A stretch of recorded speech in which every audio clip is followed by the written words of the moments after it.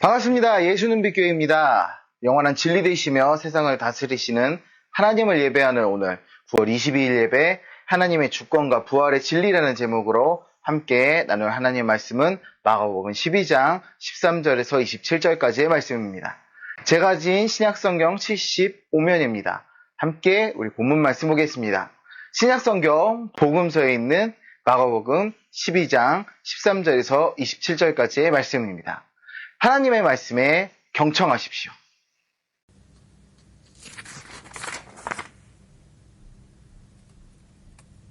그들이 예수의 말씀을 책 잡으려 하여 바리새인과 헤롯 땅 중에서 사람을 보내매 와서 이르되 선생님이여 우리가 아노니 당신은 참되시고 아무도 꺼리는 일이 없으시니 이는 사람을 외모로 보지 않고 오직 진리로서 하나님의 도를 가르치심이니이다. 가이사에게 세금을 바치는 것이 옳으니이까 옳지 아니하나이까 우리가 바치리이까 말리이까 한데 예수께서 그 외식함을 아시고 이르시되 어찌하여 나를 시험하느냐 데나리온 하나를 가져다가 내게 보이라 하시니 가져왔거늘 예수께서 이르시되 이 형상과 이 글이 누구의 것이냐 이르되 가이사의 것이니이다. 이에 예수께서 이르시되 가이사의 것은 가이사에게 하나님의 것은 하나님께 바치라 하시니 그들이 예수께 대하여 매우 놀랍게 여기더라. 부활이 없다 하는 사두개인들이 예수께 와서 물어 이르되 선생님이여 모세가 우리에게 써주기로 어떤 사람의 형이 자식이 없이 아내를 두고 죽으면 그 동생이 그 아내를 취하여 형을 위하여 상속자를 세울지니라 하였나이다. 칠형제가 있었는데 마지가 아내를 취하였다가 상속자가 없이 죽고 둘째도 그 여자를 취하였다가 상속자가 없이 죽고 셋째도 그렇게 하여 일곱이 다 상속자가 없었고 최후의 여자도 죽었나이다. 일곱 사람이 다 그를 아내로 취하였으니 부활 때 곧 그들이 살아날 때에 그 중에 누구의 아내가 되리이까? 예수께서 이르시되 너희가 성경도 하나님의 능력도 알지 못함으로 오해함이 아니냐? 사람이 죽은 자 가운데서 살아날 때에는 장가도 아니가고 시집도 아니가고 하늘에 있는 천사들과 같으니라. 죽은 자가 살아나는 것을 말할진대 너희가 모세의 책 중 가시나무 떨기에 관한 글에 하나님께서 모세에게 이르시되 나는 아브라함의 하나님이요 이삭의 하나님이요 야곱의 하나님이로라 하신 말씀을 읽어보지 못하였느냐. 하나님은 죽은 자의 하나님이 아니요 산 자의 하나님이시라. 너희가 크게 오해하였도다 하시니라. 아멘.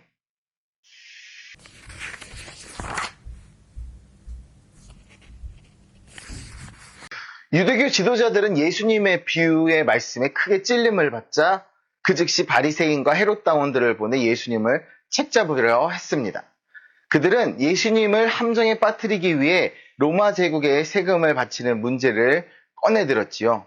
그 문제는 당시에 매우 민감한 정치적 주제였기 때문에 예수님을 시험하기에 좋은 소재라고 생각했던 것입니다. 하지만 예수님은 그들의 의도를 이미 간파하고 계셨습니다. 그뿐만 아니라 사두개인들 또한 그들이 자주 논쟁했던 부활 문제를 가지고 예수님께 도전했습니다.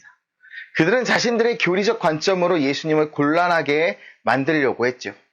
그러나 예수님 하나님의 주권에 대한 깊은 진리를 밝히시며 그들의 모든 시도를 단번에 무너뜨리셨습니다. 예수님은 그들이 오해하고 있던 하나님의 통치와 부활에 대해 정확하게 가르쳐 주셨고 그들의 왜곡된 신앙을 바로잡아 주셨습니다. 그들은 예수님 앞에서 더 이상 말할 수 없게 되었고 그들의 계획은 허망하게 끝났습니다. 오늘 본문을 통해 진정한 하나님의 주권과 그 능력을 깨닫기 원합니다. 함께 본문으로 들어가 보시죠.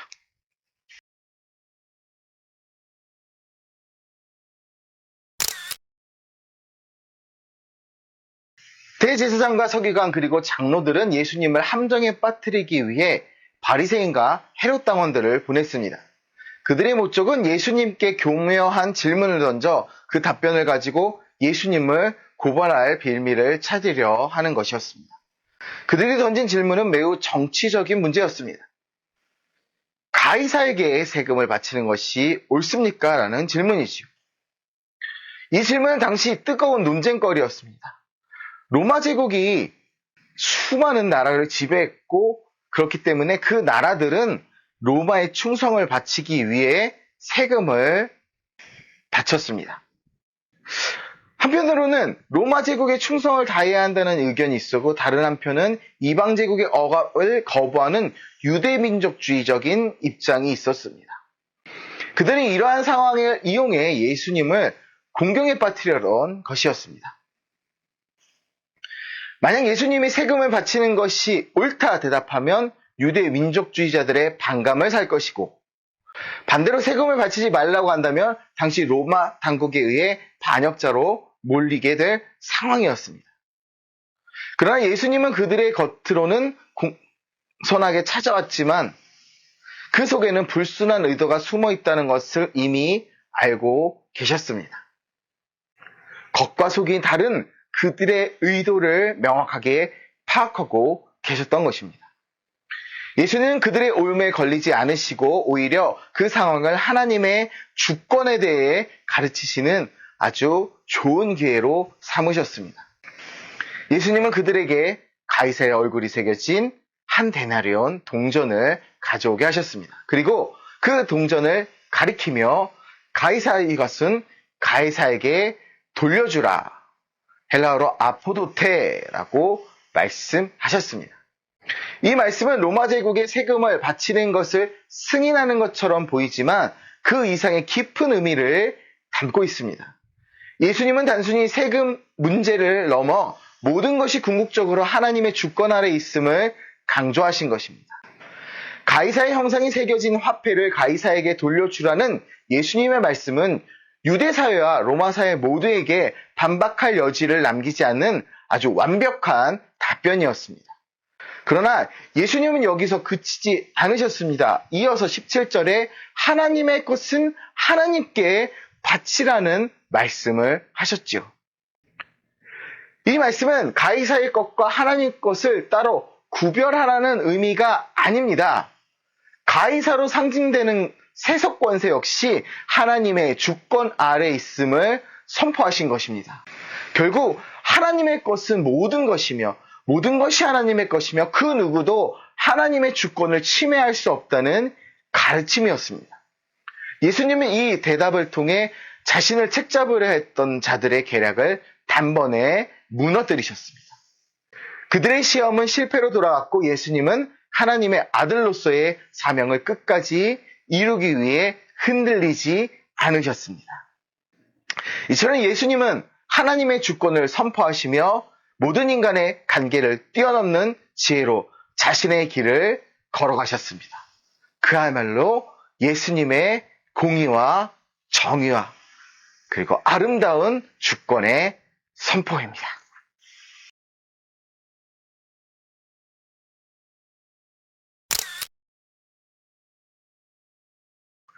바리새인과 헤롯 당원들이 실패한 후 이번에는 사두개인들이 예수님께 와서 부활에 대해 질문을 던집니다. 사두개인들은 부활을 믿지 않는 자들이었기에 예수님께 부활 교리에 대한 허점을 찾아내려는 의도를 가지고 질문을 던졌습니다. 그들은 일부러 극단적인 상황을 가정하여 부활 개념을 조롱하려 했습니다. 그들이 언급한 것은 신명기 25장 5절에서 6절에 나오는 형사취수제입니다. 이 법은 형이 자식을 남기지 못하고 죽으면 동생이 형의 아내를 취해서 아내와 결혼해 형의 대를 잇게 하는 제도였습니다. 서두개인들은 7 형제가 차례대로 같은 여인과 결혼했지만 모두 자녀를 남기지 못하고 죽은 상황을 가정했습니다. 그런 후에 그들은 예수님께 물었습니다. 자, 이제 부활할 때 이 여인은 누구의 아내가 되는 것입니까? 라는 것이죠. 굉장히 불순하고 그들의 목적과 의도가 악하다는 것을 우리는 알 수 있죠. 그들의 질문은 단순한 호기심에서 비롯된 것이 아니라 부활 교리를 논리적으로 공격하려는 의도가 있었습니다. 예수님은 그들의 질문을 들으시고 그들이 성경을 오해하고 있음을 지적하셨습니다. 그들은 부활을 세속적인 시각으로만 바라보고 있었습니다. 예수님은 그들에게 사람이 부활 후에는 장가가거나 시집가는 일이 없으며 천사들과 같이 하늘에서 살아가게 된다 말씀하셨습니다. 이는 부활 후의 삶이 지금 우리가 살고 있는 세상의 개념과는 완전히 다르다는 것을 의미합니다. 우리의 구원, 그리고 성화, 그리고 우리 삶의 목적이 결국 우리가 생각하는 것과 조금은 다를 수 있다는 것도 우리는 한번 생각해 봐야 된다는 것이죠. 예수님의 부활의 세계는 이 땅의 결혼제도나 혈연관계를 넘어서는 새로운 차원의 삶이라는 것을 가르쳐 주셨습니다. 그들은 부활을 지금의 세상 질서와 동일시했지만 부활 후의 삶은 그들이 이해할 수 없는 차원에 있는 것입니다. 예수님은 또한 부활의 교리가 성경에 분명히 나와 있음을 상기시켜 주셨습니다. 예수님은 모세의 책을 인용하시며 하나님께서 자신을 아브라함의 하나님, 이삭의 하나님, 야곱의 하나님이라는 그 칭하신 것을 언급하셨습니다.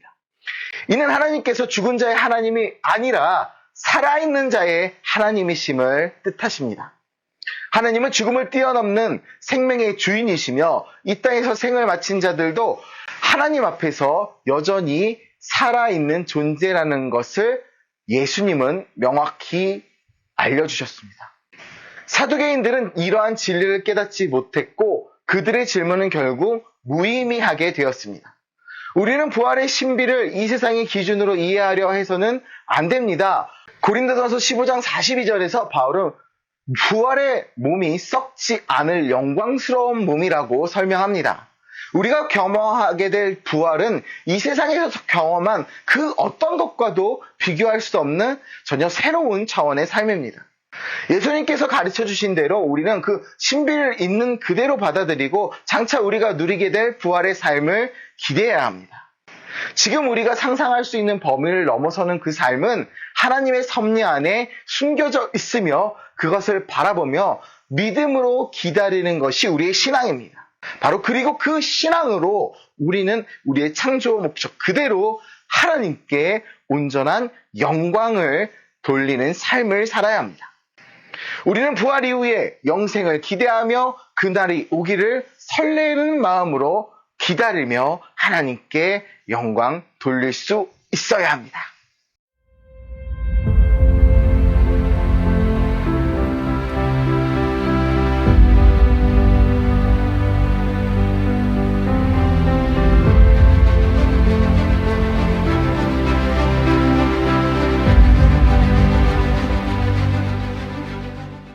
십자가의 고난과 죽음이 다가오던 시기에도 예수님은 종교 지도자들과의 끝없는 논쟁을 피하지 않으셨습니다.